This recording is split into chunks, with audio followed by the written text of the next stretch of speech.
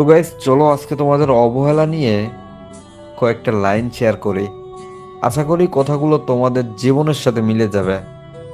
একটাই request, just কানে হেডফোনটা লাগাও, চোখ দুটা বন্ধ করো। আর হ্যাঁ, অবশ্যই ভিডিওতে লাইক করে দিও। চ্যানেলে নতুন হয়ে থাকলে অবশ্যই চ্যানেলটা সাবস্ক্রাইব করে দিও। যে তোমাকে অবহেলা করে তাকে ধন্যবাদ দিয়ে দূরে সরে যাও, কারণ সে তোমাকে নিজের আত্মসম্মান রক্ষা করতে শিখিয়েছে। ভালোবাসার বিপরীত শব্দ আমরা অনেকেই মনে করি হয়তো ঘৃণা, তবে না, বরং ভালোবাসার বিপরীত শব্দ হলো অবহেলা। পৃথিবীতে সবচেয়ে বড় নিষ্ঠুরতা হলো কারো অবহেলার শিকার হওয়া। কেউ যদি তোমাকে অবহেলা করে তবে দুঃখ পেও না। মনে রাখবে, দামি জিনিসের কদর সবাই দিতে পারে না। কাউকে অবহেলা করলে সে কতটা কষ্ট পায় তা কেবল সেই ব্যক্তিই জানে যে দিনরাত বুক ভরা কষ্ট নিয়ে বেঁচে আছে।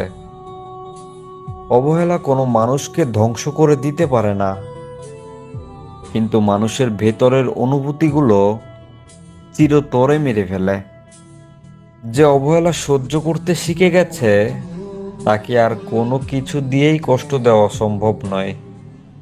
মানুষের জীবনের সবচেয়ে বড় একাকিত্ব হলো যখন সে চারপাশের মানুষের ভিড়েও নিজেকে অবহেলিত মনে করে।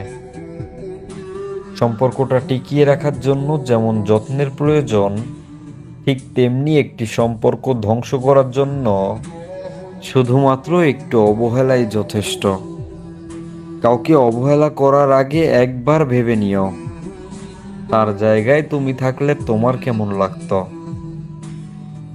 অবহেলিত হতে হতে মানুষ একটা সময় এতটা পাথর হয়ে যায় যে তখন আর কোনো নতুন অবহেলা তাকে স্পর্শ করতে পারে না। মানুষ যখন কাউকে অতিরিক্ত মূল্য দিয়ে ফেলে, ঠিক তখনই সে অবহেলার শিকার হতে শুরু করে। অবহেলা জিনিসটা দেখতে খুব ছোট হলেও এটি একটি সুন্দর সম্পর্ককে এক নিমিষেই গুঁড়িয়ে দেয়। তুমি যদি কাউকে ভালোবাসো তবে তাকে সময় দাও, কারণ পৃথিবীর সবচেয়ে দামি উপহার হলো সময়। অবহেলার চেয়ে বড় কোনো শাস্তি হয়তো হতে পারে না। এটি মানুষের বেঁচে থাকার ইচ্ছাটুকুকে ধীরে ধীরে কেড়ে নেয়। যদি কেউ তোমাকে অবহেলা করে তবে নীরবে সেখান থেকে সরে এসো, কারণ যেখানে তোমার আবেগের কোনো মূল্য নেই সেখানে থাকাটা এক প্রকার মানসিক আত্মহত্যা। কারো কাছে হাতে পায়ে ধরে তোমাকে ভালোবাসি কথাটা বলে ভিক্ষা চেও না। যে ভালোবাসার সে এমনিতেই বাসবে, তোমাকে তার হাতে পায়ে ধরতে হবে না। দেখো, কারো অবহেলা পেয়ে তুমি ভেঙে পড়ো না।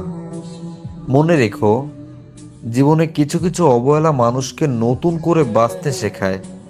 অবহেলিত হওয়া মানে এই নয় যে তুমি মূল্যবান নও। এর অর্থ হলো অপর পক্ষ তোমার মূল্য বোঝার যোগ্য নয়। একটি সম্পর্ক কখনো তৃতীয় ব্যক্তির কারণে নষ্ট হয় না। সম্পর্ক নষ্ট হয় প্রিয় মানুষের অবহেলা আর উদাসীনতার কারণে। যে তোমাকে অবহেলা করে তার পেছনে সময় নষ্ট করা মানে নিজের জীবনের মূল্যবান মুহূর্তগুলো অপচয় করা।